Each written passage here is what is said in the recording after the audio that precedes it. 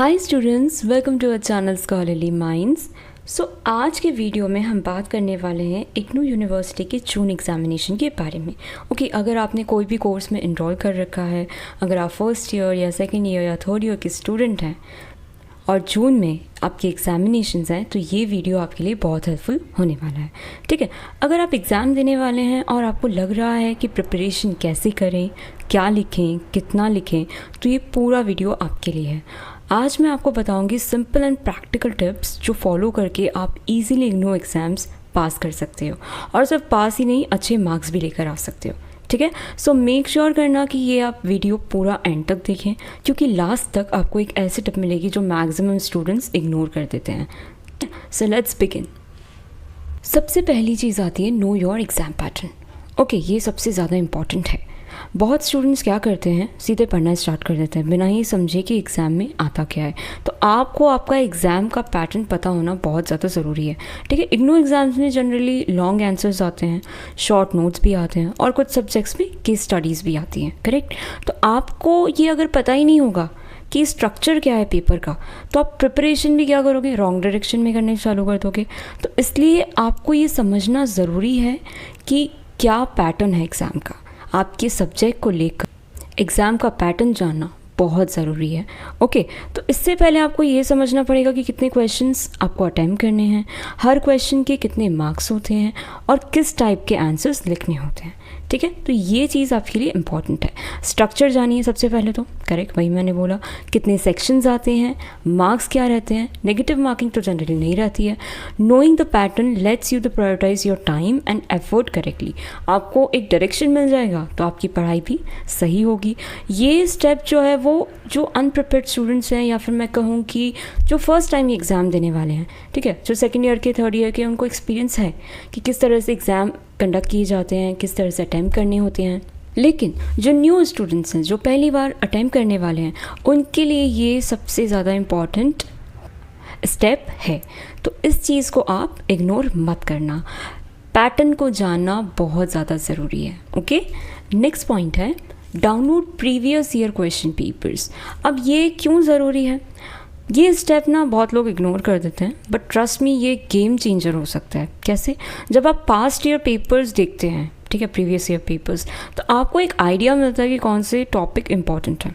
ठीक है, सबसे पहली बात, और कौन से टॉपिक रिपीट हो रहे हैं, है ना। इंपॉर्टेंट क्वेश्चंस का पैटर्न समझ में आ जाता है, और साथ में एक लेवल भी समझ में आ जाता है कि कितने डिफ़िकल्ट क्वेश्चंस हैं, या फिर इस सब्जेक्ट में मॉडरेट क्वेश्चंस आते हैं।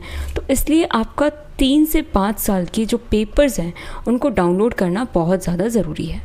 कभी कभी कुछ सब्जेक्ट्स में हम देखते हैं कि क्वेश्चंस रिपीट होते हैं पास्ट ईयर में से, तो यहाँ से आपको एडवांटेज मिल जाएगा। 3 से 5 साल के आपको पेपर्स लेने ही हैं, डाउनलोड करने ही हैं।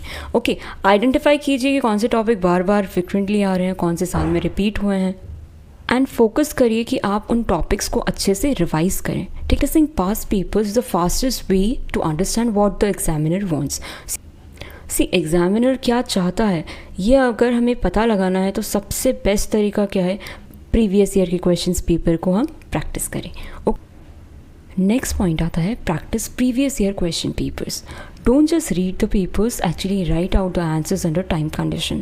Simulate real-time exam pressure, sit at desk, set a timer and no distraction. यहाँ पर क्या एक्सप्लेन किया जा रहा है कि आपको पेपर सिर्फ रीड नहीं करना है पास्ट ईयर के, आपको उसकी प्रैक्टिस करनी है। आप टाइमर लगाइए, फ़ोन को अलग रख दीजिए, भले आप एयरप्लेन मोड पे डाल दीजिए, या फिर वॉच में आप टाइमर लगा लीजिए, एंड पूरे क्वेश्चन पेपर को आप सॉल्व करने की कोशिश कीजिए कि आप कितने टाइम में इसे कंप्लीट कर पा रहे हैं।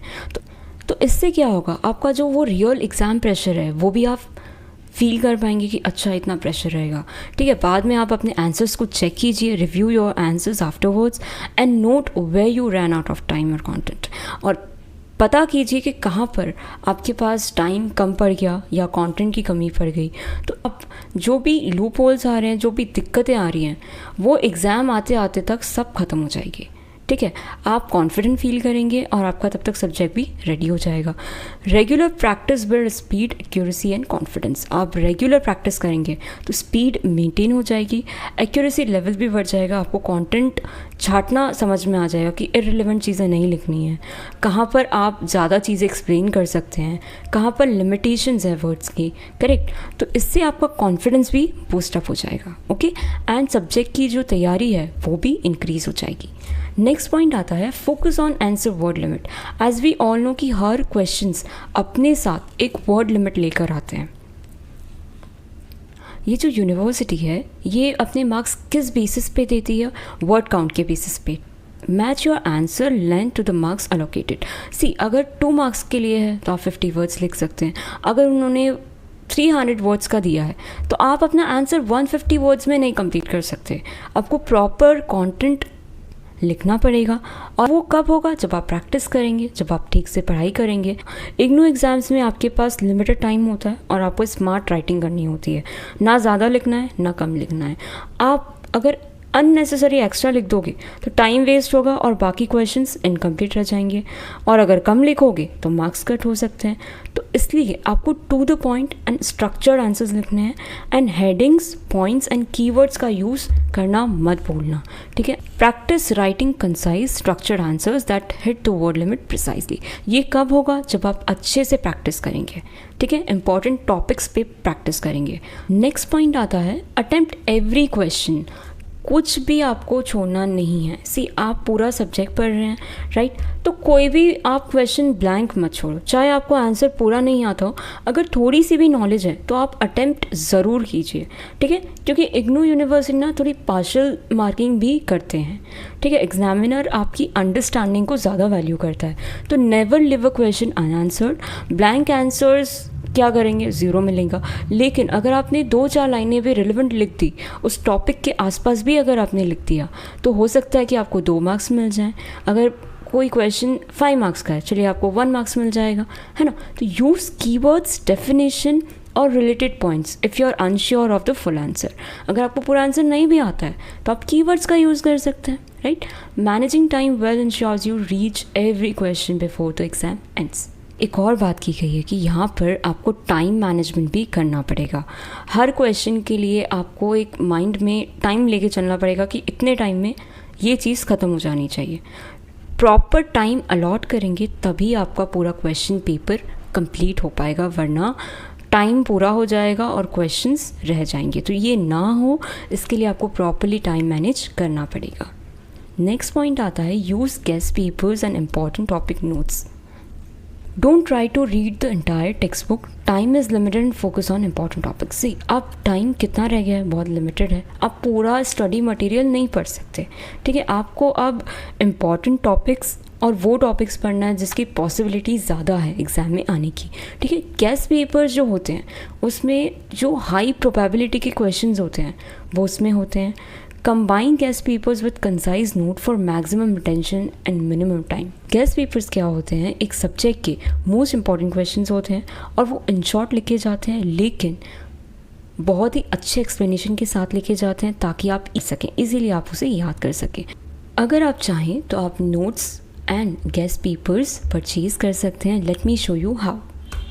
तो आप आ सकते हैं shop.hindustanknowledge.com पर, ठीक है। यहाँ पर आप अपने सब्जेक्ट का कोड लिख सकते हैं, जैसे कि मैं लिख रही हूँ PHIC, ठीक है। तो आप देख सकते हैं कि Hindi medium and English medium both languages में यहाँ पे गेस्ट पेपर्स अवेलेबल हैं।